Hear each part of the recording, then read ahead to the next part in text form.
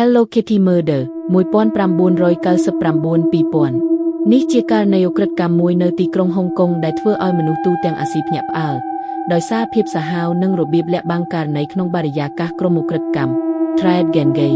ជនរងគ្រោះនិងជនពាក់ព័ន្ធជនរងគ្រោះស្ត្រីវ័យក្មេងម្នាក់អាយុប្រហែល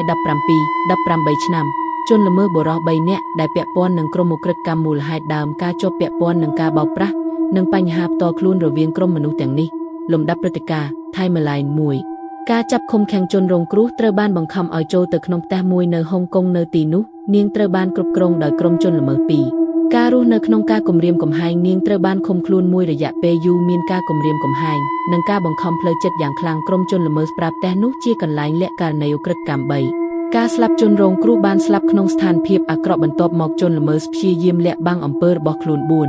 ការប្រើតុក្កតា Hello Kitty ក្រោយពេលករណីកើតឡើងពួកគេបានប្រើតុក្កតា Hello Kitty ដើម្បីលាក់បាំងសាកសពមួយផ្នែកនេះជាមូលហេតុដែលករណីនេះទទួលឈ្មោះ Hello Kitty Murder ការស៊ើបអង្កេតប៉ូលីសបានចូលស៊ើបអង្កេតបន្ទាប់ពីមានព័ត៌មានពីមនុស្សពាក់ព័ន្ធមានការចាប់ខ្លួនជនល្មើសទាំង3នាក់តុលាការបានរកឃើញថាពួកគេមានកំហុសធ្ងន់លទ្ធផលតុលាការជនល្មើសត្រូវបានកាត់ទោសជាប់គុករយៈពេលវែងករណីនេះក្លាយជាឧទាហរណ៍អំពីឧក្រិដ្ឋកម្មក្នុងបរិយាកាសក្រុម Thread នៅហុងកុងហេតុអ្វីវាល្បីខ្លាំងឈ្មោះ Hello Kitty ផ្ទុយនឹងភាពរន្ធត់ភាពសាហាវនៃការលាក់បាំងករណីជាករណីដែលប្រព័ន្ធសារព័ត៌មានអាស៊ីយកទៅរាយការណ៍យ៉ាងច្រើនបង្ហាញពីបញ្ហាក្រុមឧក្រិដ្ឋកម្មនៅទីក្រុងធំ